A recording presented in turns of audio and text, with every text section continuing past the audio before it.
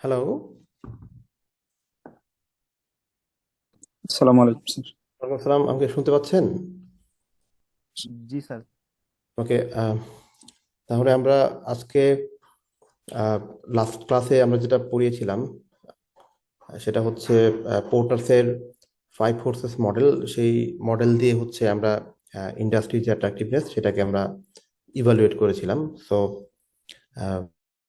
I will start my today discussion from here, the 5 competitive forces model. তো এটা আমরা কিছুটা আমরা কভার করেছিলাম, বাট আমি একটু রিভিউ করছি। সো তো এখানে আমরা আপনারা দেখছেন what are the 5 forces. The first force is threat of substitutes. Second one is threat of new entrants. Third one is rivalry among existing firm. Then bargaining power of suppliers and bargaining power of buyers. তো তাহলে এই প্রত্যেকটাই হচ্ছে আসলে মানে যদি intense হয়ে যায় তাহলে that is harmful for the industry, right? তো এখন যদি অনেক বেশি পরিমাণ সাবস্টিটিউটেড থ্রেড থাকে বা অনেক নিউ এন্ট্রেন্সদের মানে অনেক বেশি থ্রেড থাকে, সো এই থ্রেডগুলা যত বেশি হবে ততই হচ্ছে ইন্ডাস্ট্রির যে attractiveness that will start declining, right? ওকে।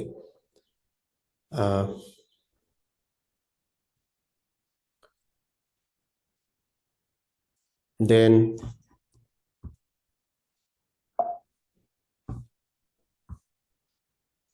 আচ্ছা, আমি ক্লাসটা রেকর্ড করে রাখছি যেহেতু অনলাইন ক্লাস। তো আপনারা যাতে পরে যদি ইয়া হয় তাহলে রিভিউ করতে পারেন, বা অনেকে মিস করলেও যাতে রিভিউ করতে পারেন, রাইট?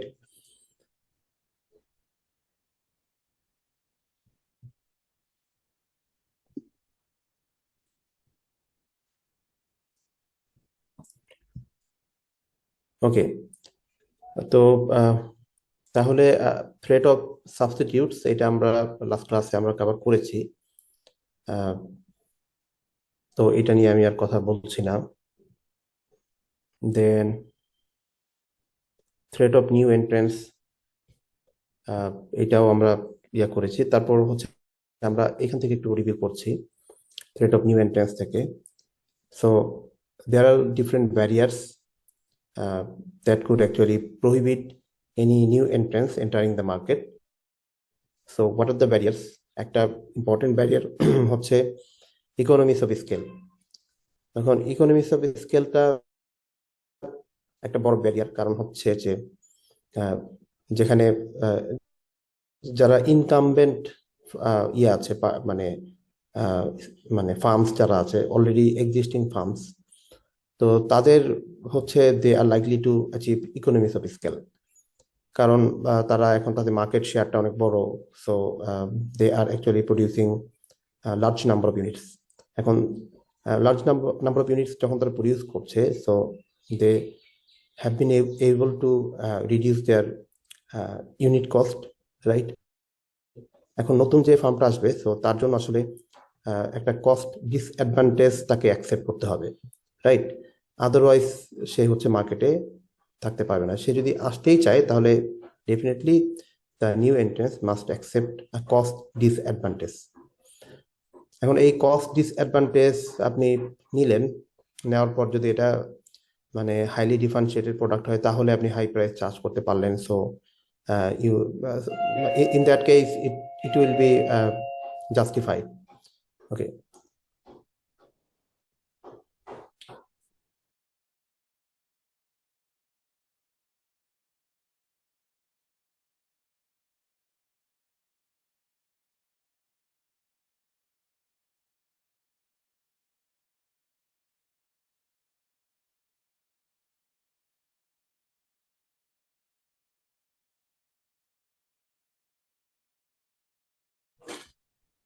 ওয়েল, দেন হচ্ছে এখানে product differentiation. So product differentiation industries such as the soft drink industry that are characterized by firms with strong brands are difficult to break into without spending heavily on advertising. এখন কিছু কিছু product আছে বা কিছু কিছু industry আছে, যেমন soft drink industry. এখন সফট ড্রিঙ্ক ইন্ডাস্ট্রির ক্ষেত্রে আসলে দে রিকোয়ার স্ট্রং ব্র্যান্ডিং। আসলে কেন স্ট্রং ব্র্যান্ডিং দরকার? কারণ হচ্ছে এই প্রোডাক্টের নেচারটা হচ্ছে কাস্টমাররা হচ্ছে ইম্পালস পারচেস করে, মানে অত তারা চিন্তা ভাবনা করে বা অত মানে ও খুব খুব একটা প্ল্যান্ড ওয়েতে তারা এটা পারচেস করে না। নর্মালি হচ্ছে আহ, মানে কাস্টমার্সরা হচ্ছে ধরেন সামারে তারা বাইরে গিয়েছে বা শপিং মল দিয়ে ঢুকছে, তো মলের এন্ট্রি পয়েন্টে দেখা গেল যে ভেন্ডিং মেশিন। আমি একটু আসি একটা মিনিট।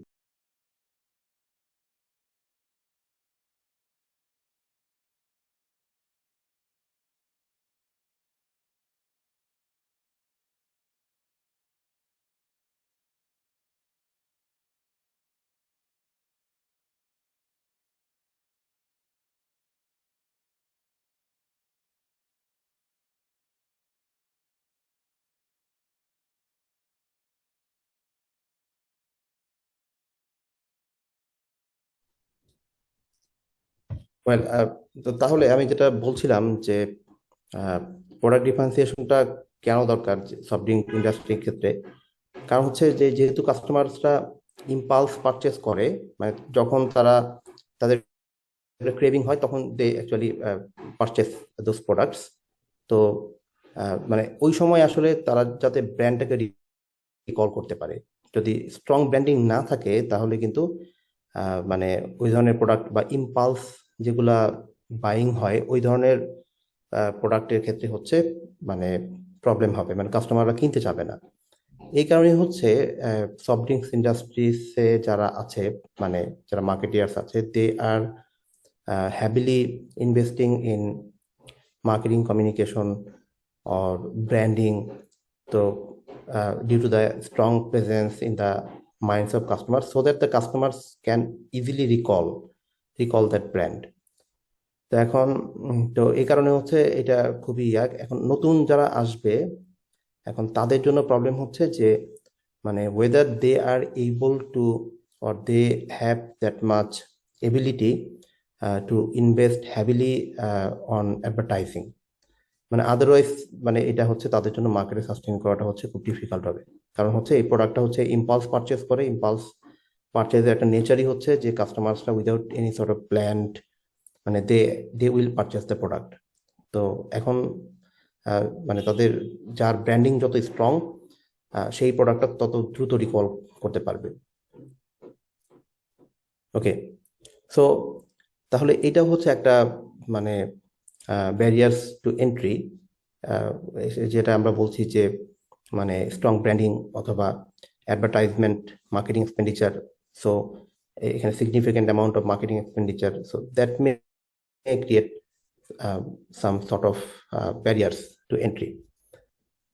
কারণ তারা প্রোডাক্ট ডিফারেন্সিয়েশনটা তো এই ব্র্যান্ডিং দিয়ে করছে, মানে আদারওয়াইজ কিন্তু মানে অলমোস্ট হচ্ছে হয়তোবা সেম প্রোডাক্ট, কিন্তু এটা তারা যেটা ডিফারেন্সিয়েট করছে through there strong brand, right?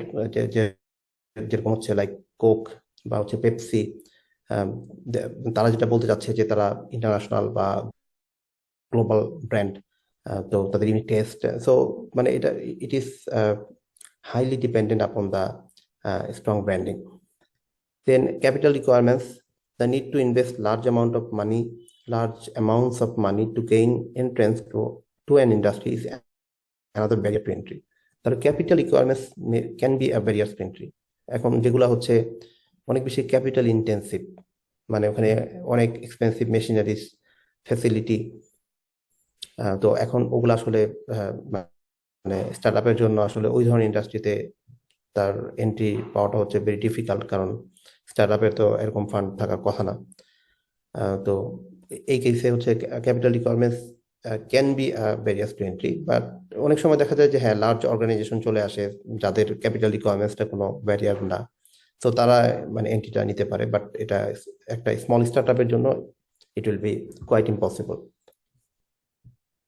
Then another barrier to entry, which is cost advantages independent of size.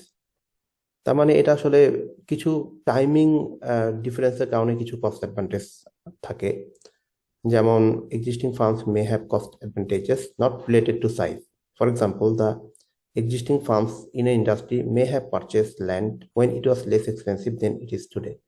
অনেক সময় তাদের যেমন ল্যান্ড এরিয়া ভ্যালু এগুলো আসলে যারা পরে আসবে তাদেরকে অনেক বেশি পরিমাণে ইনভেস্ট করতে হবে। তারপর আহ, যারা এক্সিস্টিং ফার্মস আছে তাদের হয়তো বা লং টার্ম কন্ট্রাক্টস আছে উইথ দেয়ার সাপ্লায়ার্স, রাইট, যে তারা 10 বছর 15 বছরের জন্য কন্ট্রাক্টে আছে, তো ওই ক্ষেত্রে তার সাপ্লায়াররা তাদেরকে লো কস্টে র মেটেরিয়ালস বা ইনগ্রেডিয়েন্টস দিবে, ইনপুটটা দিবে। সো ওই টাইমিং এর কারণেও they may get some, existing firms may get some advantage over the new entrance, right? Access to distribution channels. Distribution channels are often hard to crack. This is particularly true in crowded markets such as the convenience store market. হ্যাঁ, এটা খুব important. যেমন ধরেন convenience store market যেটা যেটা heavily crowded কেন? কারণ এখানে যত ধরনের ব্র্যান্ড আছে সবাই হচ্ছে গ্রোসারি স্টোরগুলা বা কনভিনিয়েন্স স্টোরগুলোতে, কনভিনিয়েন্স স্টোরের যে শেলফ থাকে, শেলফ ইজ ভেরি লিমিটেড, মানে শেলফের space is very limited, but competition is very very high. কারণ ধরেন এখানে যদি সফট ড্রিঙ্কস এর কথা বলি, এখানে কোক, পেপসি সবাই তো কম্পিট করছে।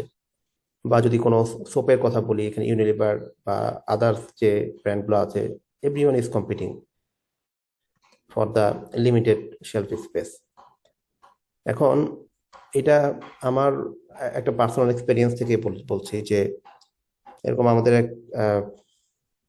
পরিচিত একজন, সে হচ্ছে গুঁড়ো মশলা যেটা সেইটার একটা তার ইয়া ছিল, ফ্যাক্টরি ছিল। সো এখন সে যেটা ফেস মানে করেছে, মানে যে করছিল যেটা হচ্ছে যে বড় ব্র্যান্ডগুলোর সাথে একটা কম্পিটিশন তার হচ্ছিল, কিন্তু প্রবলেমটা হচ্ছিল অ্যাক্সেস টু ডিস্ট্রিবিউশন চ্যানেলসে।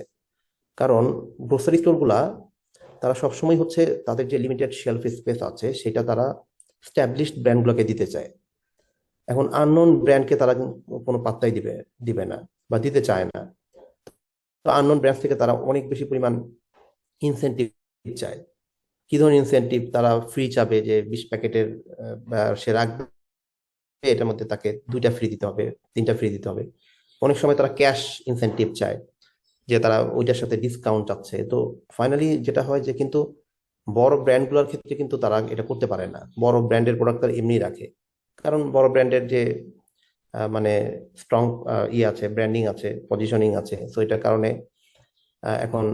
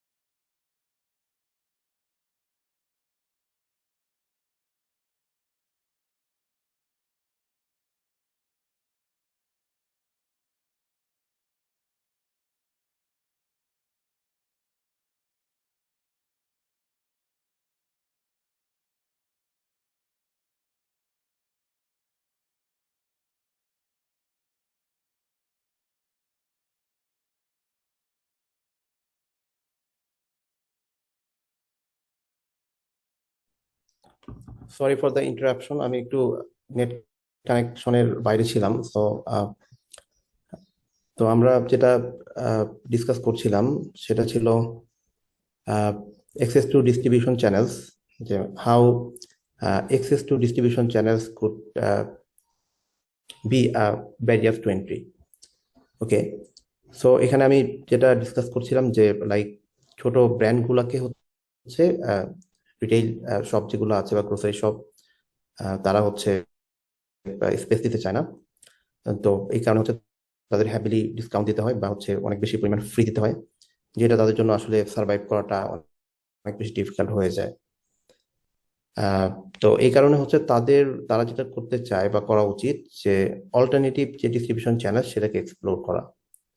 এটা হতে পারে তাদের ওয়েবসাইটের মাধ্যমে হতে পারে, বা আরেকটা হচ্ছে কন্ট্রাকচুয়াল কিছু স্ট্র্যাটেজিক অ্যালায়েন্স যদি থাকে, যে কোনো একটা হসপিটাল বা কোনো একটা রেস্টুরেন্ট বা কোনো ধরনের ওই রকম যে ইয়াগুলো আছে, মানে ইনস্টিটিউশনস আছে, সেই ইনস্টিটিউশনাল যে কন্ট্রাক্ট, যে ওই ধরনের ইনস্টিটিউশনে হচ্ছে তারা এটা সেল করবে।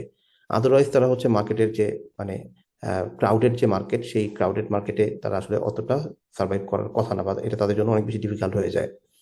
তো এই কারণে হচ্ছে access to distribution channels could pose a threat to the new entry. Okay,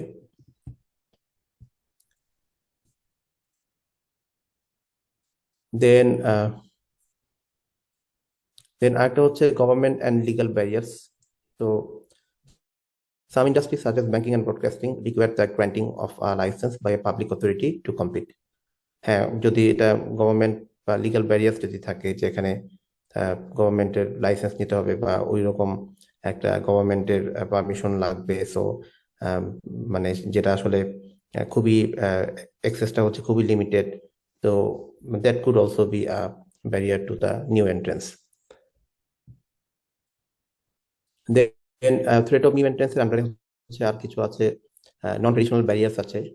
non traditional barriers গুলা কি কি, এটা হচ্ছে like it is difficult for startups to execute barriers to entry that are expensive, such as economies of scale, because money is usually tight. Startups have to rely on non-traditional barriers to entry to discourage new entrants, such as assembling a world-class management team that would be difficult.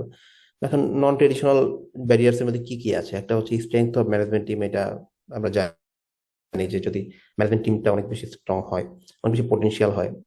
First mover advantage, এটা আমি সব highlight করব।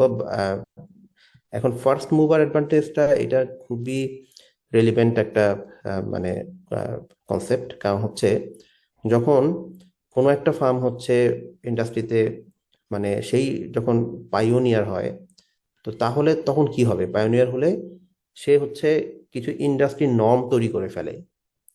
এখন industry norm বা industry practice বা benchmark তার হাত দিয়ে আসে। এখন ওইটা একটা এক্সপেকটেশন তৈরি হয়ে যায় কাস্টমারদের। ধরেন যদি এক্সাম্পল দেই, অ্যামাজনের কথা যদি বলি, এখন অ্যামাজনের যে স্পিডি ডেলিভারি যেটা, রাইট, তো স্পিডি ডেলিভারির ক্ষেত্রে এখন অন্য কেউ অ্যামাজনকে বিট করা টাফ। কারণ হচ্ছে ও কিন্তু অলরেডি কাস্টমারদের মাইন্ডসেটে একটা মানে বেঞ্চমার্ক দিয়ে দিছে, যেটা মানে customer should get his or her product within how many days আর within how many hours.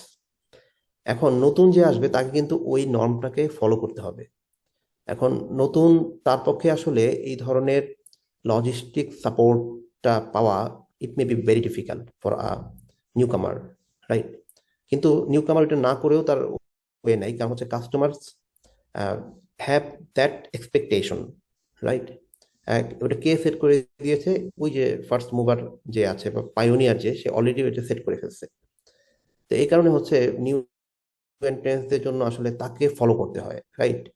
So এটা নিউ এন্ট্রেন্সের জন্য নর্মালি এটা একটা ব্যারিয়ার হিসেবে কাজ করে। Passion of the management team and employees, if the employees of a startup are motivated by the unique culture of a startup and anticipate a large financial reward, this is combination that cannot be replicated by large firms. Okay, then uh,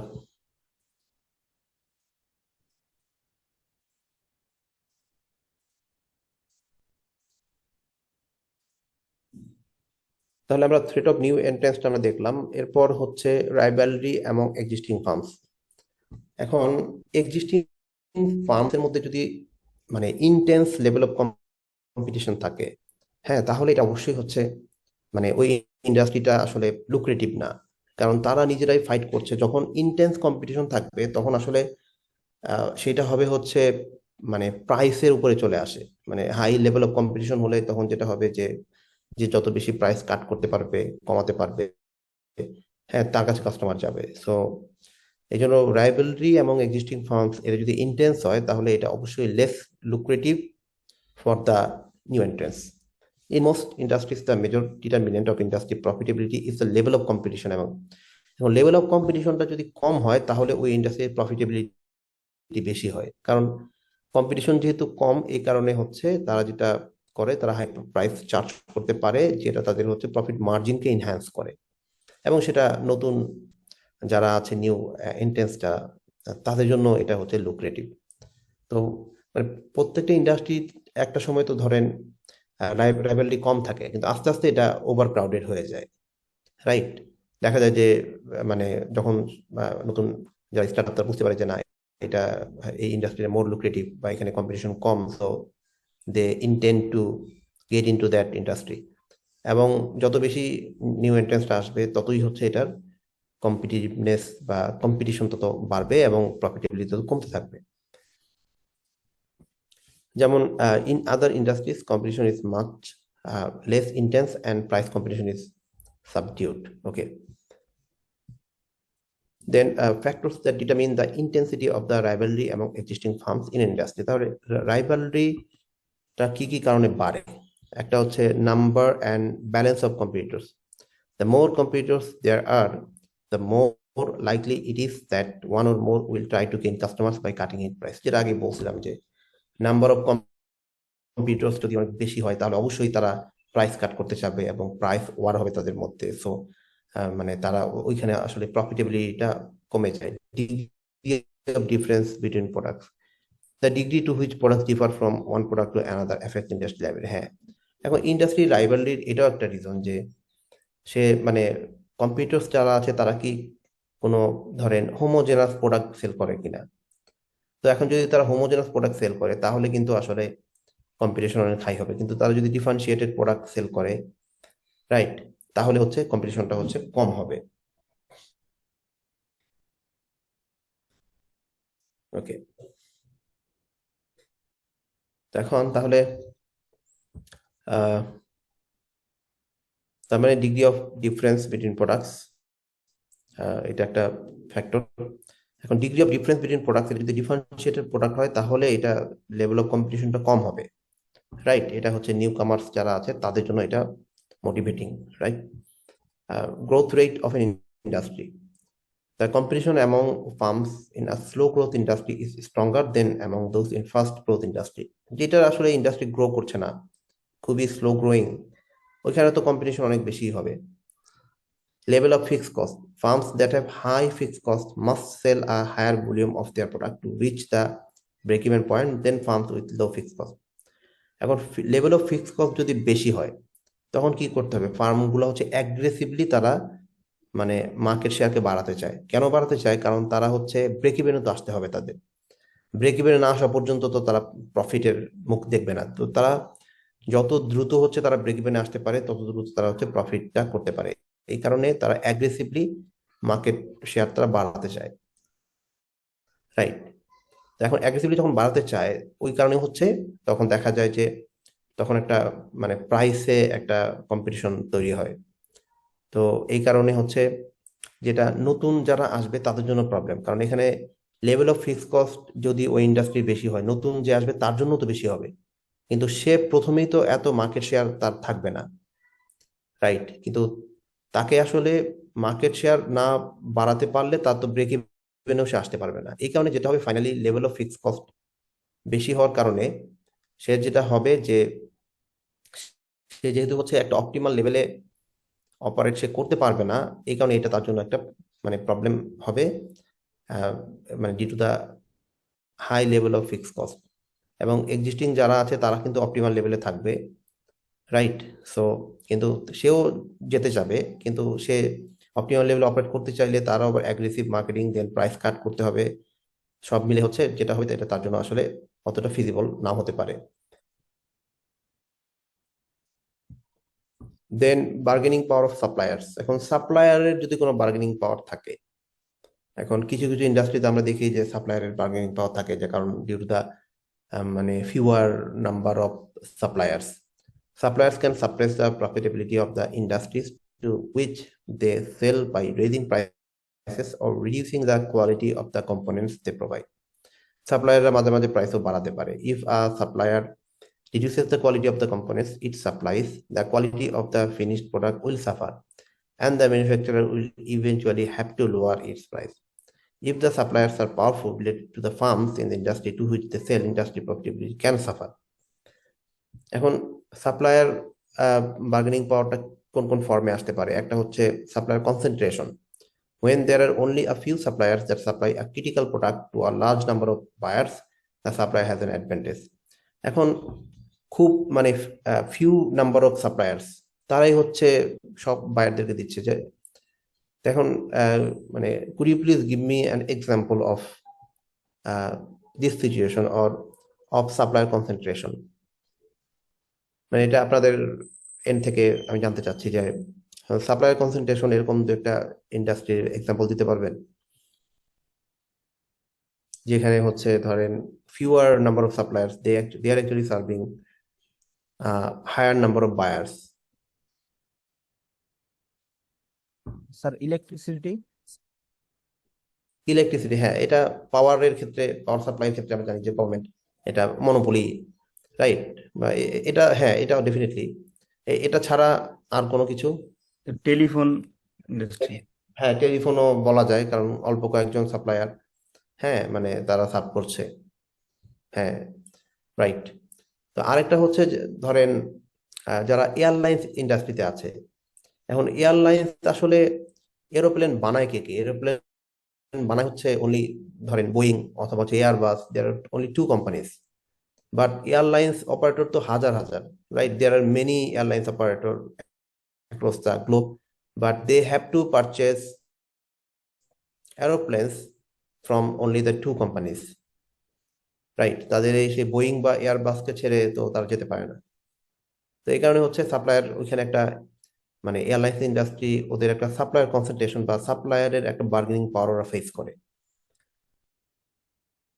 তো এখন এটা যত বেশি আসলে সাপ্লায়ারের concentration থাকবে বা তার bargaining পাওয়ারটা থাকবে, নাম্বার অফ সাপ্লাই যত কম হবে ততই হচ্ছে এটা বায়ারদের জন্য problem, right? Switching costs. Switching costs are the fixed costs that buyers encounter when switching or changing from one supplier to another. If switching costs are high, a buyer will be less likely to switch suppliers. এখন definitely তার একটা switching cost থাকে, যেমন ধরেন প্রিন্টারের কথা যদি বলি, তো এখন সে হয়তো বা মানে তার যে কার্টিজ সেটা সে চেঞ্জ করবে। এখন আহ, যেটা হয় যে তার তো ওই মানে যে কম্পোনেন্ট যেটা আছে সেটাকে আসলে সে যদি বাদ দিতে চায় তাহলে দেখা যায় যে তার অনেক বেশি পরিমাণ কস্ট তাকে ইনকার করতে হয়। এরকম যদি কোনো সুইচিং কস্ট থাকে, যে আপনি এই সাপ্লায়ারকে বাদ দিয়ে অন্য সাপ্লায়ারের কাছে গেলে আপনার you have to incur significant amount of switching cost, then আপনি যেটা করবেন যে না, এটাকেই আপনি থাকবেন, রাইট? ওইটাতে আপনি স্টিক থাকবেন।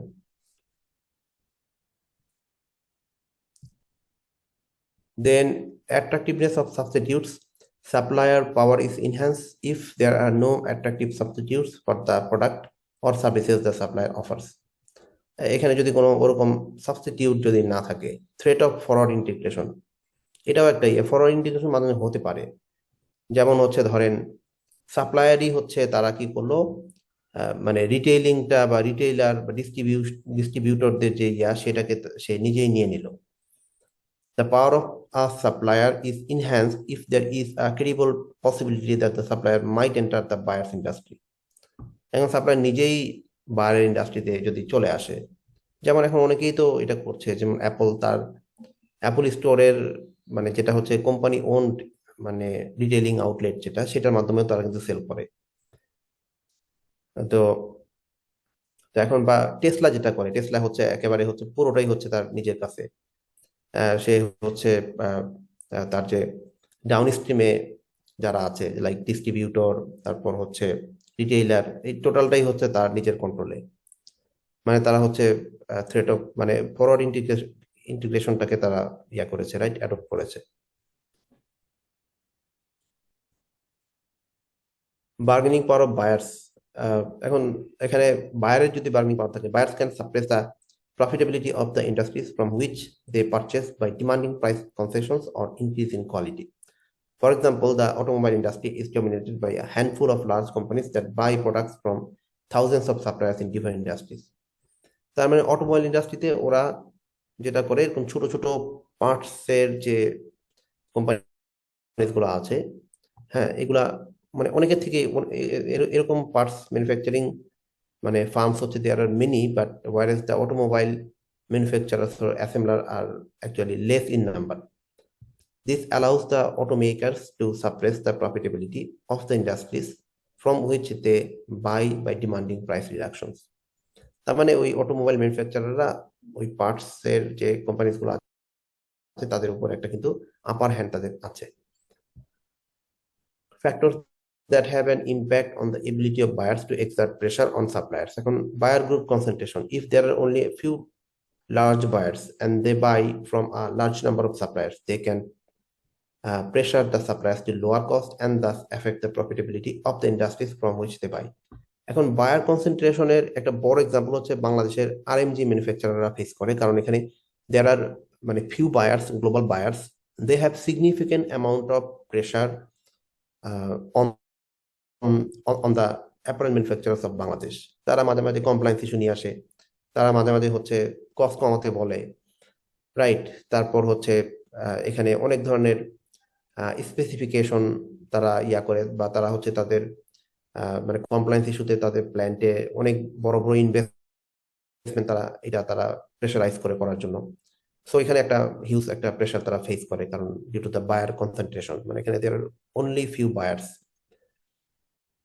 Buyer's cost, the greater the importance of an item is to a buyer, the more sensitive the buyer will be to the price it pays. এখন যদি বায়ার এরকম কোনো আইটেম বা এরকম কোনো মানে কম্পোনেন্ট পারচেস করে যেটা অনেক বেশি এক্সপেন্সিভ, তখন হচ্ছে বায়ারদের একটা কস্ট সেন্সিটিভনেস বা প্রাইস সেন্সিটিভিটি তাদের মধ্যে কাজ করে, তারা এটাকে অনেক বেশি বার্গেনিং করতে চায়। Factors that have an impact on the ability of buyers to exert pressure on suppliers. আরো কিছু ফ্যাক্টর আছে, যেটা হচ্ছে degree of standardisation of suppliers product.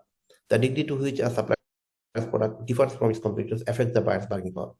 এখন যদি ম্যানুফ্যাকচারাররা হচ্ছে বা বায়াররা ধরেন সরি মানে সাপ্লায়াররা যদি একই রকম প্রোডাক্ট তারা প্রডিউস করে কাছাকাছি, ওরকম কোনো ডিফারেন্সিয়েশন নাই, তাহলেও তাদের একটা মানে বায়ারদের একটা বার্গেনিং পাওয়ার চলে আসে। Threat of backward integration, the power of buyers is enhanced if there is a credible threat that the buyer might enter the suppliers industry.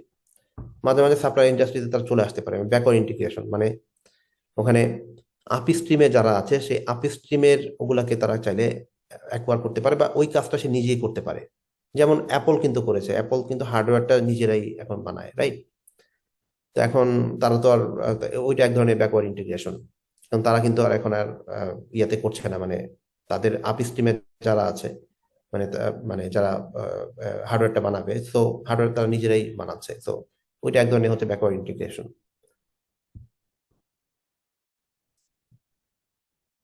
Then first application of the 5 forces model. এখন এই 5 forces মডেলটাকে আমরা আসলে how to apply this, right.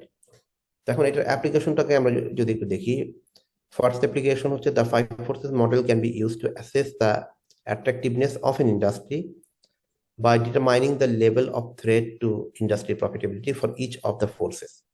তার মানে overall আমরা কিন্তু অ্যাট্রাকটিভনেসটাকে যাচাই অ্যাসেস করতে পারি। ধরেন এই 5টা ফোর্সের আন্ডারে ইন্টেন্সিটিটা কিরকম, যে থ্রেট অফ নিউ এন্ট্রেন্স এটা কি হাই নাকি মিডিয়াম নাকি লো।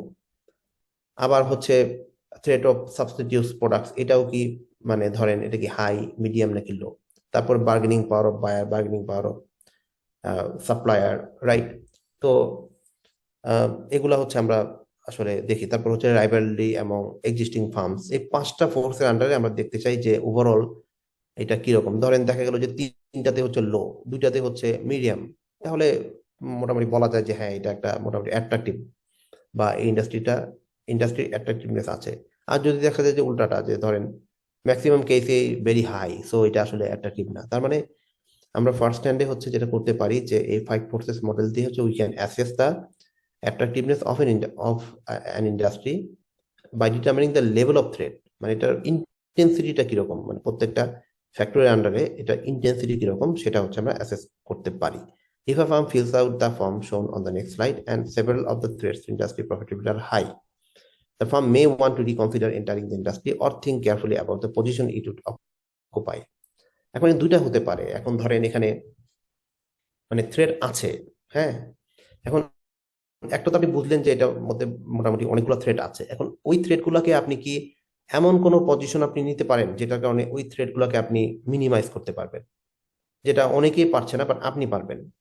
যদি ওরকম হয় তাহলে you may enter the industry, otherwise you have to reconsider entering the industry. যেমন এখানে ওরা একটা অ্যাসেসমেন্ট করেছে, সিম্পল অ্যাসেসমেন্ট, যেমন হচ্ছে থ্রেট টু ইন্ডাস্ট্রি প্রফিটেবিলিটি। এখন থ্রেট অফ সাবস্টিটিউটস, এখন এটা লো হতে পারে, মিডিয়াম হাই হতে পারে, new entrance, rivalry, bargaining power of supply, bargaining power of buyers. Select an industry, determine the level of threat to industry profitability for each of the forces. Use the table to develop an overall feel for the attractiveness of the industry. Use the table to identify the threats that are most often relevant to industry profitability. Okay. আর second একটা application আছে। Second অ্যাপ্লিকেশনটা কি? Second অ্যাপ্লিকেশনটা হচ্ছে second application of the model.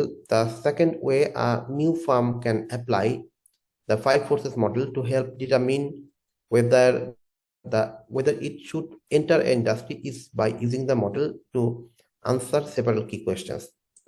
এখন তাহলে the questions are shown in the figure on the next slide. এখন ওইখানে যেরকম আমরা দেখলাম যে পাঁচটা যে ফোর্স আছে মানে পোর্টারসের, সেই ফোর্সেস গুলা কতটা স্ট্রং সেটা আমরা অ্যাসেস করবো। আরেকটা হচ্ছে যে আমরা কিছু কোয়েশ্চেনের অ্যান্সার খুঁজবো। The questions are shown in the figure on the next slide and help a firm project the potential success of a new venture in a particular industry. এখন these are the questions. এখানে আমরা কিছু question আমরা দেখছি। প্রথম কোয়েশ্চেনটা কি? Is the industry a realistic place for a new venture? এটা কি রিয়েলিস্টিক কিনা? If it is yes, right, using the 5 forces model to pose questions to determine the potential success of a new venture in an industry. আর যদি এটা no হয়, reconsider new venture. এখন ধরেন এটা 5টা ফোর্সের মানে যে ইন্টেন্সিটি সেটা দেখে মনে হলো যেটা ইয়েস, দেন আপনি ইয়েস করলেন। ইয়েস এর পরে again you have to ask this questions. আর নো হলে তো এটা রিকনসিডার করতে হবে। ইয়েস এর ক্ষেত্রে কি? Are there areas in which we can avoid or diminish the factors that suppress industry profitability. মানে এখানে এমন কোন এরিয়াস আছে যেখানে আমরা আসলে যেগুলোকে আমরা মানে অ্যাভয়েড করতে পারবো, যেগুলা সাপ্রেসিং মানে কিছু ফ্যাক্টরস আছে সেগুলোকে আমরা অ্যাভয়েড করতে পারি। Is there a unique position in the industry that avoids or diminishes the factors that suppress industry profitability? Is there a superior business model that industry incumbents would find hard to duplicate? So এখানে these are different questions, right? এই questions গুলো হচ্ছে এখন, কারণ অনেক সময় দেখা যায় যে ধরেন আপনি ওই ইন্ডাস্ট্রিতে আসলে কিছু কিছু থ্রেট আছে, রাইট, কিন্তু থ্রেট গুলোকে আপনি ধরেন এখন বার্গেনিং পাওয়ার অফ ওইখানে সাপ্লায়ার আছে। এখন আপনি নিজেই যদি সেই সাপ্লায়ারের যে ইনগ্রেডিয়েন্টগুলো আপনি নিজে যদি ম্যানুফ্যাকচার করতে পারেন বা প্রডিউস করতে পারেন, তাহলে কিন্তু ওই থ্রেটটা আপনি কমায় ফেলতে পারলেন। তারপরে এখানে ধরেন বায়ারের মানে আপনার যারা বায়ার তাদেরও একটা বার্গেনিং পাওয়ার আছে। আপনি যদি ধরেন ফরওয়ার্ড ইন্টিগ্রেশন করে আপনি নিজেই হচ্ছে তখন মানে রিটেলিংটা নিজে করলেন। সো এখানে মানে যে থ্রেডগুলো আছে এই থ্রেডগুলোকে আপনি whether you are able to cope up with that threats by taking a unique position or by developing a unique business model, হ্যাঁ, তাহলে কিন্তু আপনি এটাকে মানে অ্যাভয়েড করতে পারেন বা ওই ইন্ডাস্ট্রিতে আপনি ঢুকতে পারেন। If it is yes, a positive response to any of these questions increases the likelihood of the new venture success. A negative response to all 3 questions indicates reconsidering the, এখন এই কোয়েশ্চেন গুলোকে এটা যদি রিকনসিডার মানে negative আসে তাহলে you have to reconsider, right? Then industry types and the opportunities they offer. এখন ইন্ডাস্ট্রিগুলোকে ওরা ক্যাটেগরাইজ করছে।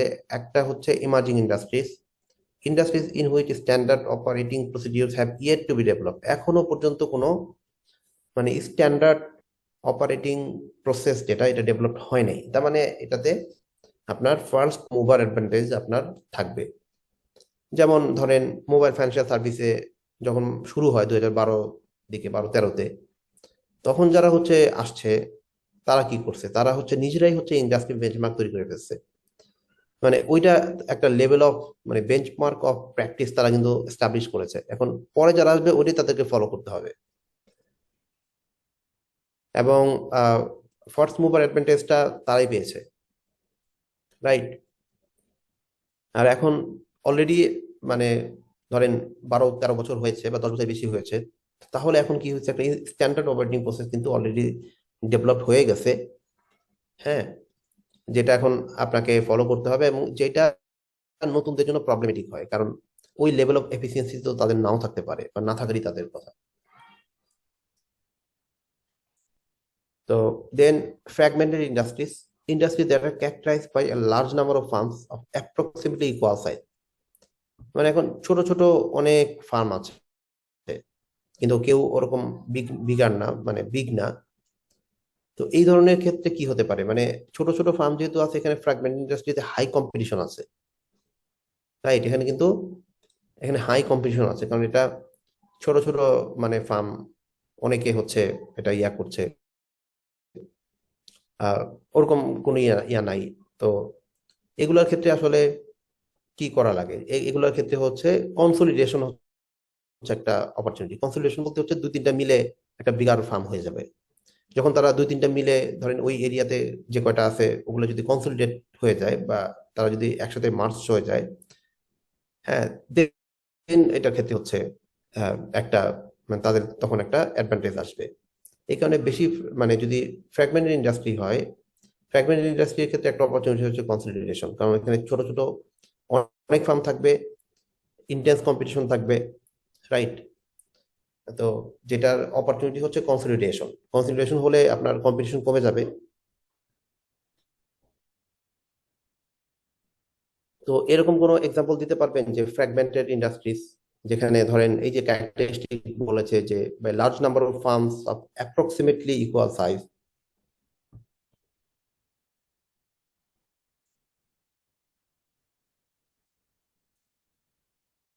Is there any example that you could actually recall?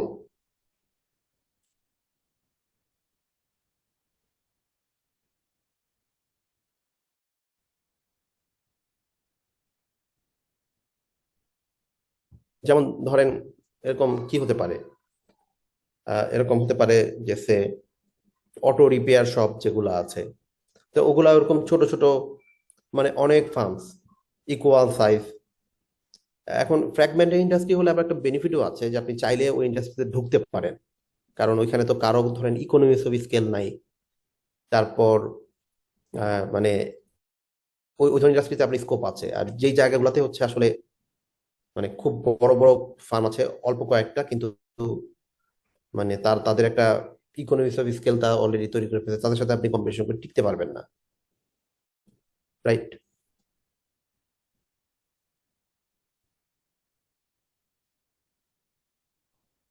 Then mature industries that are experiencing slow or no increase in demand, যেটা mature হয়েছে। Opportunities process innovation after sale service innovation. এখন যদি কোনো industry matured হয়ে যায়, হ্যাঁ, mature যদি হয়ে যায় তাহলে আসলে তখন আর তো আপনার নতুন কোনো কাস্টমার আসবে না, রাইট? নতুন কোনো কাস্টমার আসবে না।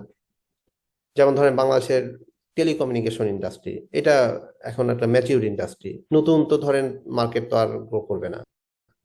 তারা এখন ধরেন বিভিন্ন ধরনের সার্ভিস তারা সেল করছে, ডেটা মানে তারা মূলত ওইটাই তারা সেল করছে, কিন্তু ভয়েস কল দিয়ে কিন্তু আর নতুন তারা মানে নতুন কাস্টমার নতুন মার্কেটকে এক্সপ্লোর করার সুযোগ নাই, কারণ already market is highly saturated. এখন এই ধরনের ইন্ডাস্ট্রির ক্ষেত্রে তাহলে কি অপরচুনিটি, কি প্রসেস ইনোভেশন। এখন আপনাকে প্রসেস ইনোভেশন করতে হবে। প্রসেস ইনোভেশন বলতে এখানে কোনো ওয়েস্টেজ রাখা যাবে না। হ্যাঁ, লিন ইনভেন্টরি রাখতে হবে, আপনার সিক্স সিগমা অ্যাপ্লাই করতে হবে, মানে প্রসেসটা অনেক বেশি এফিশিয়েন্ট করে ফেলতে হবে। মানে তখন আপনার যেটা হবে, আপনি কস্ট কাটিং করতে পারবেন। And after sale service innovation, এখন কাস্টমারকে একটা গুড এক্সপিরিয়েন্স দেয়া, এগুলা করা। কিন্তু যেহেতু মার্কেটটা হচ্ছে ম্যাচিউরড, ইন্ডাস্ট্রিটা হচ্ছে ম্যাচিউরড, সো এই স্ট্র্যাটেজিগুলো আপনি তখন নিতে পারেন, রাইট? এর থেকে বেশি আপনার কিছু নেওয়া সম্ভব না। ডিক্লাইনিং ইন্ডাস্ট্রিজ, যে ইন্ডাস্ট্রি অলরেডি ডিক্লাইন করছে, শ্রিঙ্ক করছে, industry that are experiencing a reduction in demand opportunities, এখানে আপনি লিডারশিপ রোল নিতে পারেন। Establishing a niche market and pursuing a cost reduction strategy. এখন মার্কেট হচ্ছে ডিক্লাইন করছে, ডিক্লাইন করলে কি হয়, অনেকেই আছে এই বিজনেস ছেড়ে চলে যাবে, রাইট? তো তখন আপনি যদি সেগুলোকে অ্যাকোয়ারও করতে চান, আপনি অনেক কম কস্টে অ্যাকোয়ার করতে পারবেন। মানে তখন একটা চাইলে আবার তখন একটা লিডারশিপ রোল নেওয়া যায়। লিডারশিপ বলতে হচ্ছে, যেহেতু অনেকেই চলে যাবে, তো যে টিকে থাকবে, মানে that organization can be the leader of that declining industry. অথবা ওখানে এস্টাবলিশিং এ নিশ মার্কেট, একটা নিশ মার্কেটকে আপনি চাইলে সার্ভ করতে পারেন। যেমন IBM computer manufacturer, right? International business machine একসময় খুবই ফেমাস কম্পিউটার ম্যানুফ্যাকচারার ছিল, কিন্তু IBM পরে যেটা কি করেছে, পরে হচ্ছে যখন এই মেইন ফ্রেম কম্পিউটার্সের ডিমান্ড আস্তে আস্তে কমতে থাকে, right, due to the invention of integrated chips and electronics, যখন পার্সোনালাইজ কম্পিউটারের অনেক বেশি ডিমান্ড বাড়তে থাকে, তখন আস্তে আস্তে ওরা যেটা করে যে এটাকে ওরা কিন্তু সেল করে দেয়। কিন্তু স্টিল ওরা যেটা করছে যে ওই ধরনের লার্জ অর্গানাইজেশন যারা, তাদের জন্য ওরা হচ্ছে মেইন ফ্রেম কম্পিউটার বানায় দিচ্ছে। ওরা এখন কাস্টমার লেভেলে দিচ্ছে না, কিন্তু একটা নিশ মার্কেটকে ওরা সার্ভ করছে, যেটার জন্য অনেক স্ট্রং মানে প্রসেসর বা যেই ধরনের ইয়া লাগে, যেটা হচ্ছে ধরেন কোন একটা মানে অ্যাটমিক এনার্জির জন্য বা ওই ধরনের স্পেশালাইজ কাজের জন্য যে ধরনের অনেক মানে সফিস্টিকেটেড এবং খুবই মানে হাই মানে প্রসেসিং কম্পিউটার দরকার, তো ওই ধরনের কাজগুলো ওরা করে দিচ্ছে। মানে they are actually serving the niche market. মানে যেহেতু হচ্ছে ওই ধরনের মেইন ফ্রেম কম্পিউটারের মানে ডিমান্ড যেহেতু ডিক্লাইনিং, এবং they actually shifted their focus from mass market to a niche market and pursuing a cost reduction strategy. I mean, definitely ওই ধরনের ইন্ডাস্ট্রি টিকে থাকতে গেলে আপনাকে অবশ্যই কস্ট রিডাকশন স্ট্র্যাটেজি নিতে হবে। Then global industries that are experiencing significant international sales. এখন যদি ইন্টারন্যাশনাল সেলস হয় কোনো ইন্ডাস্ট্রির ক্ষেত্রে, লাইক অপরচুনিটিস এর ক্ষেত্রে multi domestic and global strategies, যারা হচ্ছে সিগনিফিকেন্ট ইন্টারন্যাশনাল যারা সেলস করে। Then here you see competitor analysis. এখন কম্পিটিটর অ্যানালিসিসের ক্ষেত্রে আসলে কি এখানে আছে হচ্ছে আপনার what is a computer analysis? A computer analysis is a detailed analysis of a firm's competition. It helps a firm understand the positions of its major competitors and opportunities that are available. A competitive analysis grid is a tool for organizing the information a firm collects about its competitors. এখন তাহলে competitor অ্যানালিসিসের ক্ষেত্রে this is the tool. Types of competitors, new venture space. এখন কি ধরনের competition আপনি face করবেন? একটা হচ্ছে ডিরেক্ট কম্পিটিশন হতে পারে, ইনডিরেক্ট কম্পিটিটরস হতে পারে, একটা ফিউচার কম্পিটিটরস হতে পারে। Direct competitors businesses offering identical or similar products, হ্যাঁ, যারা আইডেন্টিক্যাল অথবা সিমিলার প্রোডাক্ট দিচ্ছে। Indirect competitors, businesses offering close substitute products. Future competitors, businesses that are not yet direct or indirect competitors but could be at any time. তো তাহলে এই তিন ধরনের কম্পিটিটরকে আপনি কিন্তু ফেস করতে পারেন, রাইট? তিন ধরনের কম্পিটিটরকে আপনি ফেস করতে পারেন।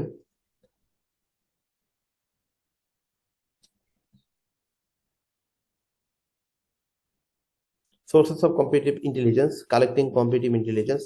To complete a competitive analysis grid, a firm must first understand the strategies and behaviors of its competitors.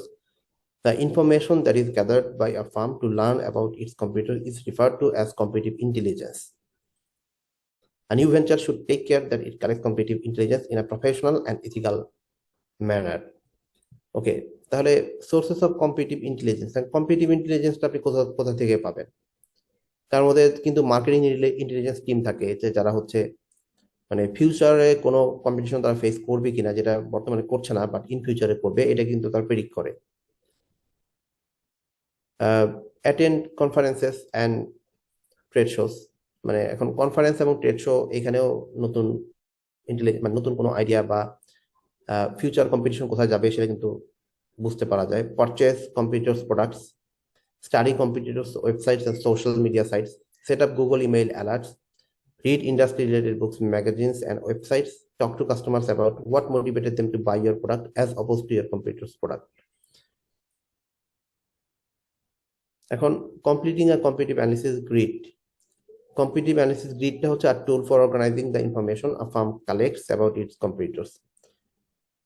কারণ প্রত্যেকটা ফার্মই হচ্ছে তার যে কম্পিটিটরকে কিন্তু কম্পিটিটিভ ইনফরমেশন গুলা সে কিন্তু কালেক্ট করে, তখন হচ্ছে নিজের সাথে কম্পিটিটরদেরকে সে কম্পেয়ার করতে পারে, এবং যেটা তাকে একটা ক্রিটিক্যাল ইনসাইট দেয়।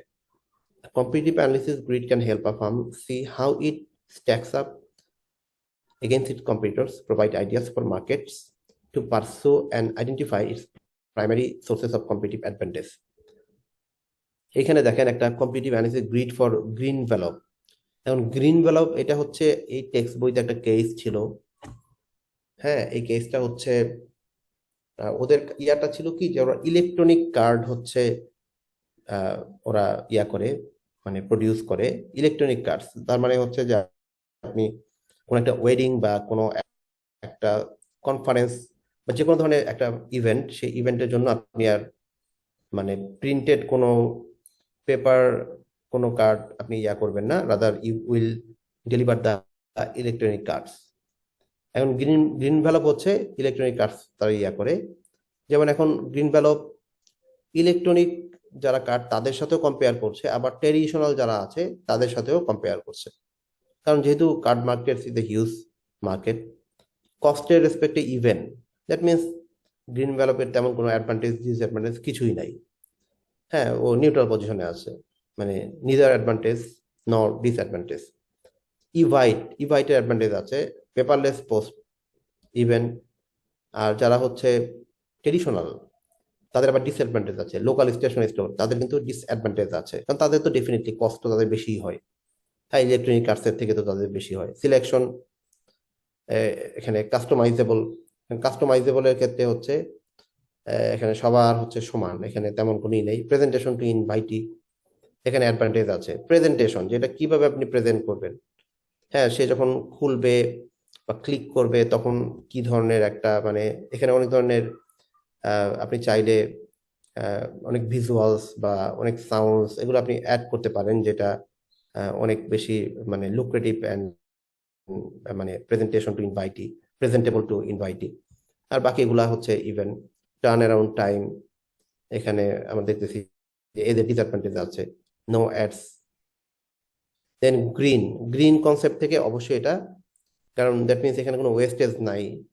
আর হচ্ছে ট্রেডিশনাল কার্ড যেগুলো আছে এগুলো প্রচুর ওয়েস্টেজ হয়, পেপার ওয়েস্টেজ হয়। সো এখানে এনভায়রনমেন্টাল যে কনসার্ন, সেই কনসার্নে হচ্ছে electronic cards will have advantage over the traditional cards.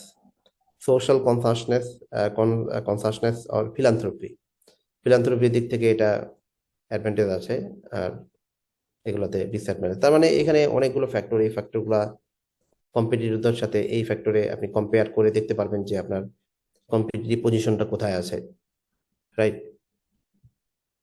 ওকে, তাহলে এই চ্যাপ্টারে আসলে আমাদের এতটুকুই ছিল।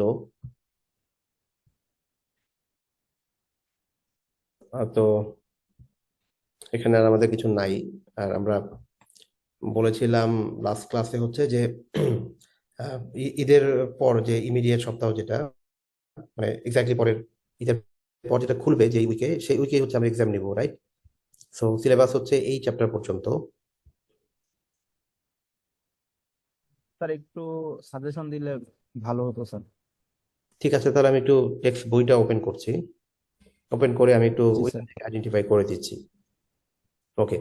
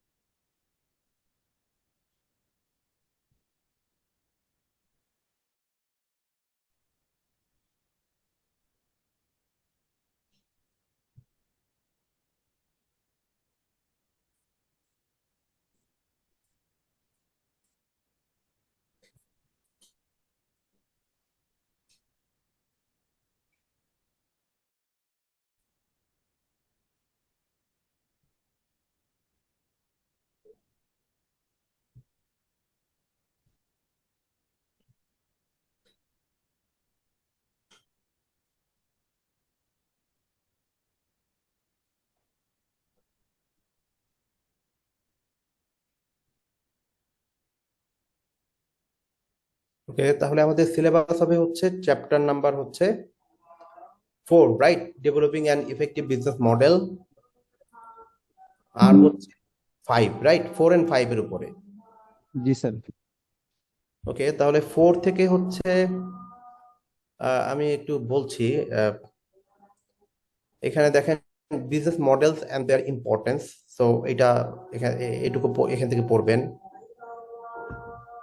আর একটা কেস আছে এখানে, coach up how one company creates, delivers and captures value for is stakeholders. এই কোচ আপের যে কেসটা আছে এটা একটু দেখবেন, কারণ আমার কোয়েশ্চেন গুলো তো আপনারা দেখেছেন যে এখানে আসলে আমি অত মানে টাফ কোনো কোয়েশ্চেন আমরা করি না, বা এখানে করার মতো সুযোগও নাই।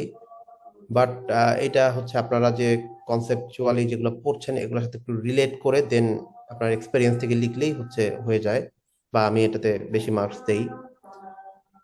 তো এইখানে আসলে কিভাবে হচ্ছে বিজনেস মডেলটা তাদেরকে এই হেল্প করেছে, রাইট? সো এটা এই কেসটা আপনারা দেখবেন। কেসটা দেখলে হচ্ছে ওইটা আমরা কিন্তু কনসেপ্টটাকে রিলেট করতে পারি যে how the concept has been reflected in the business operation. আর এখানে চ্যাপ্টার 4-এ কি আছে, developing an effective business model. এটা হচ্ছে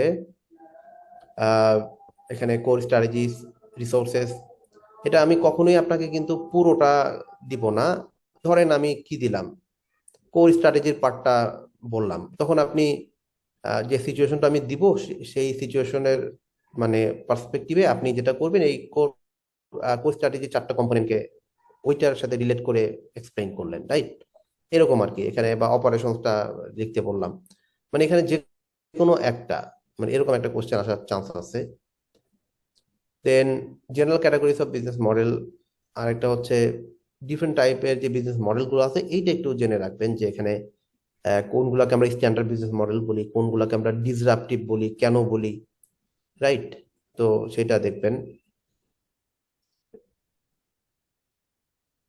আর এখানে the Barringer Ireland business model template, টেমপ্লেটটা খুব ভালো করে পড়বেন এটা, হ্যাঁ? এই যে মিশন, তারপর হচ্ছে basis of differentiation, target market, এগুলা যা আছে আর কি, রিসোর্সেস, মানে এগুলো আপনি জাস্ট হচ্ছে কোনো মেমোরাইজ করার দরকার নেই, জাস্ট হচ্ছে একবার দেখে রাখা, বা এটা কোন কম্পোনেন্টটা আসলে কি সেটা, মানে কেন এটা রিলেটেড বিজনেস মডেলের সাথে, কিভাবে রিলেটেড, হ্যাঁ সেইটা একটু দেখা।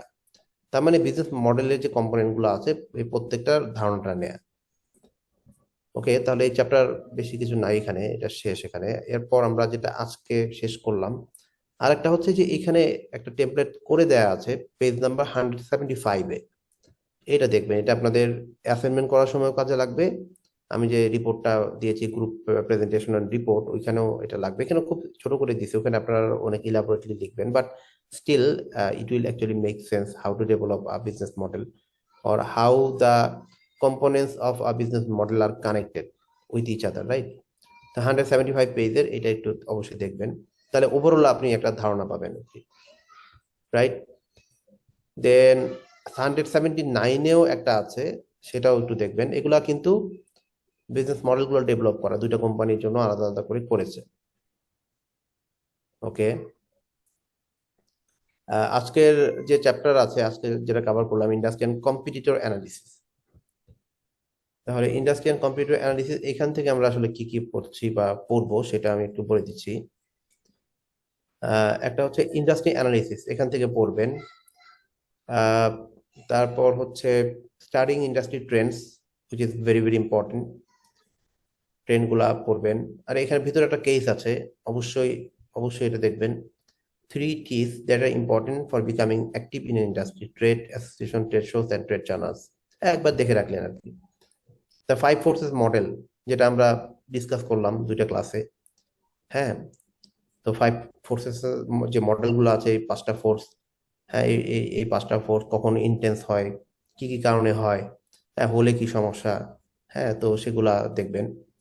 এই যেখানে খুব সুন্দর করে এক্সপ্লেন করেছে থ্রেট অফ নিউ এন্ট্রেন্স, দেখবেন রাইভালরি এবং এক্সিস্টিং ফার্ম। এখানেও কিন্তু আমি আপনাকে কখনোই বলবো না যে কোন একটা সিচুয়েশন দিলাম, বললাম যে হচ্ছে আহ, ওই ইন্ডাস্ট্রিতে এখন সে আপনি মানে ঢুকতে চাচ্ছেন, so now assess the attractiveness of that industry based on the Porter's 5 forces model. Right, এই পাঁচটা হয়তো বা আমি দিব না আপনাকে, ধরেন আর যদি পাঁচটা আপনাকে দেই তাহলে আপনাকে কিন্তু খুব ছোট করে লিখতে হবে, বুঝতেই পারছেন যে একটা কোশ্চেন তো আপনি অত সময় দিবেন না। নর্মালি আমি পাঁচটা দিব না, ধরেন এখান থেকে আমি দুইটা বা তিনটা মানে পার্সপেক্টিভ থেকে লিখতে বললাম, যে বা অ্যাসেস করতে বললাম, রাইট। তো এখন এইটা থেকে আসলে বই থেকে হুবহু কোনো কোয়েশ্চেনই থাকবে না, কিন্তু টেক্সটের যে কনসেপ্ট আছে এই কনসেপ্টটা মাথায় নিয়ে আপনাকে লিখতে হবে, রাইট। আপনার প্রথম এক্সাম তো আপনারা দেখেছেন, তো ওই ধরনের কোয়েশ্চেন থাকবে। Then threat of new entrance, এখানে যে ফ্যাক্টরগুলো আছে, rivalry among existing firms, then bargaining power of suppliers, মানে এখানে এটা প্রত্যেকটা ফ্যাক্টরকে, মানে প্রত্যেকটা ফোর্সের আন্ডারে যে ফ্যাক্টরগুলো আছে এগুলাকে পড়ে রাখতে হবে এবং বুঝতে হবে যেগুলো কেন এখানে, মানে এগুলো how they are important. The value of the five forces model, okay. এবং কোনো কিছু যদি আমি ওভারঅল পাঁচটার বেসিসে কখনো ধরেন ফাইনালে হোক বা সেটা অন্য কোনো পরীক্ষার ক্ষেত্রে যদি হয়, তাহলে এই যে এরকম করে আমরা অ্যাসেস করতে পারি যে এটা লো, এটা মিডিয়াম, মানে এক্সপ্লেন করার পরে ধরেন এরকম একটা চার্ট ড্র করে দিতে পারেন চাইলে। আরেকটা হচ্ছে যে এখানে যে কোয়েশ্চেন গুলো আছে, যে is the industry realistic place for our new venture to enter. এই কোয়েশ্চেন গুলো দেখবেন, এই কোয়েশ্চেন গুলো একটু স্লাইডে কম আছে, বাট এইখানে এটা ইলাবোরেট করা আছে। ডেলের এক্সাম্পল দেওয়া আছে, হিউলেট প্যাকার্ডের কথা বলেছে, সো এইচপির কথা, আইবিএম। সো এখান থেকে এটা একটু পড়বেন। আর একটা হচ্ছে industry types and opportunities they offer, মানে এক একটা ইন্ডাস্ট্রির যে ক্যাটাগরি আছে লাইক এমার্জিং, সেটার কি ধরনের অ্যাডভান্টেজ ডিসঅ্যাডভান্টেজ আছে। যেমন এটা হচ্ছে এই টেবল 5.3 যেটা আছে, ইন্ডাস্ট্রি স্ট্রাকচার এন্ড অপরচুনিটিস, কোন ধরনের ইন্ডাস্ট্রিতে কি ধরনের অপরচুনিটি আছে, রাইট। এবং এইটা হচ্ছে নিউ এন্ট্রেন্সের জন্য, তার জন্য কি ধরনের অপরচুনিটি সে পাবে, এটা দেখবেন। হ্যাঁ, এই যে এখানে ধারাবাহিকভাবে ওরা এক্সপ্লেন করেছে। আর আইডেন্টিফাইং কম্পিটিটরস, রাইট, এটা দরকার নেই, এটা আপনারা চাইলে স্কিপ করতে পারেন। সো এটা দরকার নেই, কম্পিউটারকে আইডেন্টিফাই করা, এটা বাদ দিয়ে দিলাম, মানে পরীক্ষার জন্য বাদ দিলাম, বাট এমনি আপনারা পড়বেন। বাট এক্সামে এখান থেকে আর কোশ্চেন করবো না, ঠিক আছে।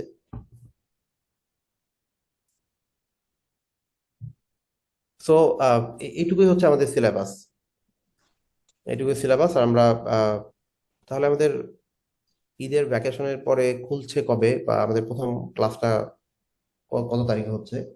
Sir sir value of five force এটার পরে কি বললাম স্যার? আমার একটু ডিসকানেক্ট হয়ে গিয়েছিল।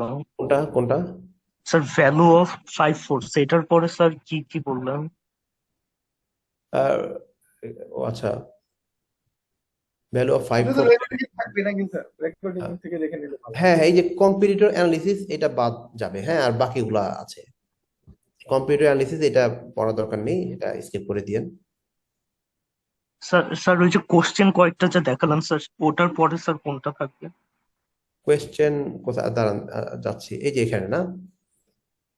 এই কোয়েশ্চেন গুলো বলেছি যে এখান থেকে পড়বেন, মানে বই থেকে এটা একটু পড়তে হবে, কারণ এটা স্লাইডে অতটা ভালো, মানে অত ডিসক্রাইব করা নাই। সো আমি রেকমেন্ড করছি এখান থেকে পড়া, রাইট। জি স্যার। স্যার এটার পরে? এরপরে হচ্ছে industry types and opportunities they offer, এটা পড়তে হবে। এখানে এই যে এইটুকু একটু দেখেন, মানে টেবল 5.3, এখানে different types of industry and তাদের ক্যারেক্টারিস্টিক এবং কোন ধরনের অপরচুনিটি এখানে আছে, এবং সেটা মানে নতুন যে স্টার্ট আপ তাদের জন্য আসলে কোন ধরনের ইন্ডাস্ট্রিতে তারা ঢুকতে পারে পারে না, রাইট। তো এটা মানে তার যে মানে ইন্ডাস্ট্রির যে ক্যারেক্টারিস্টিক, সেই ক্যারেক্টারিস্টিক গুলা স্টার্ট আপের জন্য কতটুকু ফেভারেবল, তো সেটা একটু দেখবেন, ঠিক আছে। আর কম্পিটিটিভ অ্যানালিসিস এখান থেকে বাদ দিয়ে দিন, এগুলো করতে হবে না।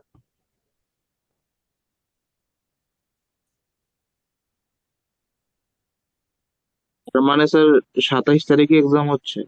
হ্যাঁ, 27 তারিখেই তো মনে হয় আমাদের প্রথম ইয়া, রাইট। জি স্যার, জি জি স্যার, স্যার। ঈদের ওকে, পরে 27 তারিখ ক্লাস। হ্যাঁ হ্যাঁ, এটা সিলেবাস খুবই ছোট আছে, সো আপনারা দেখে নিন একটু, জি কারণ স্যার। এখানে কঠিন তেমন কিছু নাই। আর খুব একটা তো আগেই বললাম যে এই টেক্সট বই থেকে হুবহু লিখতে হবে বিষয়টা এরকম না, এখান থেকে আপনারা কনসেপ্টটা নিয়ে নিজের মতো করে লিখবেন, ঠিক আছে।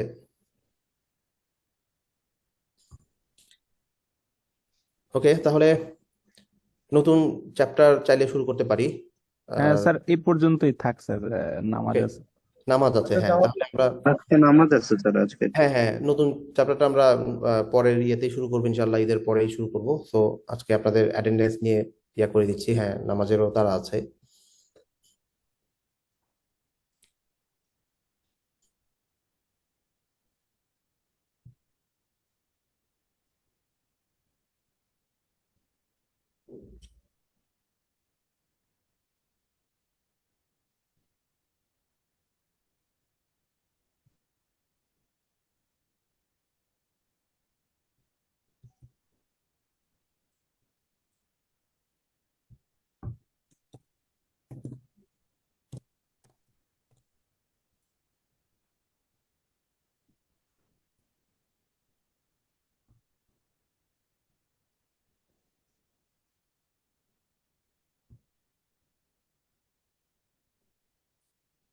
Okay, now please respond to your roll কলস।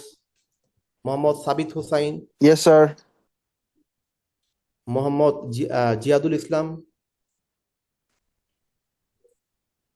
Sajid Shahriar, Yes, sir. Mostafa Fahim Iqbal, Mohammad Faizam Masiat, Ragib Abrar, Yes, sir. Mohammad Shamim Reza, Yes, sir. Koushik Kanti Sarkar, Yes, sir. Mohammad Ruhul Mahbub, Present, please. Okay, Mohammad Nazmul Hossain, yes sir. Kazi Mustakim, present sir. Niloy Rahman, Yes, sir. Mohammad Shahrukh Khan, Yes, sir. Sayed তৌফিক Hossain, Present, sir. Fouzia Tasnim, Present, sir. কবিতা কর্মকার, Present, sir. Ansarul Islam, Tafsir Shahria, Yes, sir. Present, Sir, sir. Ansarul Islam আছে sir. Ansarul আছেন, okay, Mohammad Abdullah Al Mamun, yes sir. Mohammad Abdul Alim, Mohammad Amirul Islam, yes sir. Mohammad Rajib Mia, Yes, sir. Mohammad Abu Talha Siddique, Anamul Kabir, Prithul Nath, Tasrina Haque, Yes, sir.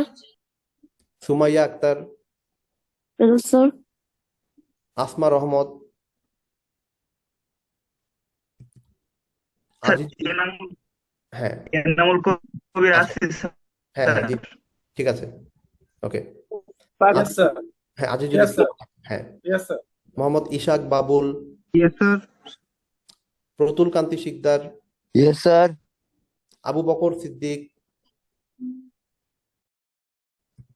সিনজন রয়,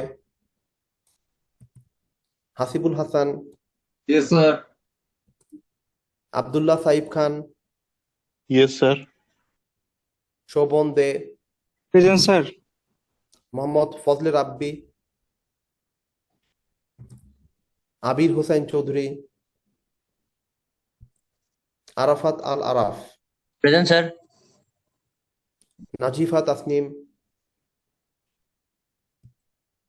মোহাম্মদ রিয়াজুল হাসান, সায়েদুর রহমান, উনি মনে হয় text chat বক্সে দিয়েছেন, মোহাম্মদ রাইয়ান দীপ্ত,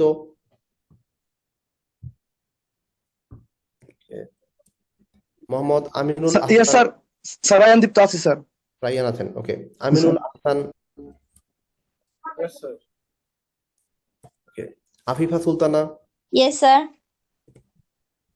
রাকিবুল হাসান,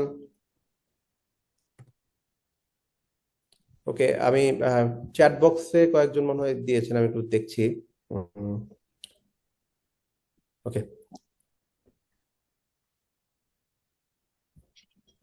আবু বকর সিদ্দিক আপনি বিয়াতে দিয়েছেন, চ্যাট বক্সে দিয়েছেন, ওকে,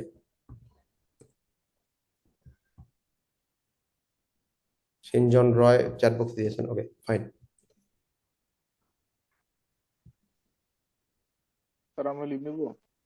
হ্যাঁ, তাহলে আমরা এখানেই শেষ করছি। আর সবাইকে ঈদ মোবারক। ইনশাল্লাহ ঈদের পর আমরা পরীক্ষা নিব এবং দেখা হবে। তো ঈদ আজকে মোবারক। হ্যাঁ, ঈদ মোবারক, এখানেই রাখছি।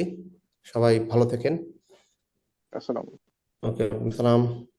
আসসালামু আলাইকুম স্যার। ঈদ মোবারক স্যার। আসসালামু আলাইকুম, ঈদ মোবারক স্যার। ঈদ মোবারক, ওয়ালাইকুম আসসালাম। আসসালামু আলাইকুম স্যার। আসসালামু আলাইকুম। ঈদ মোবারক স্যার।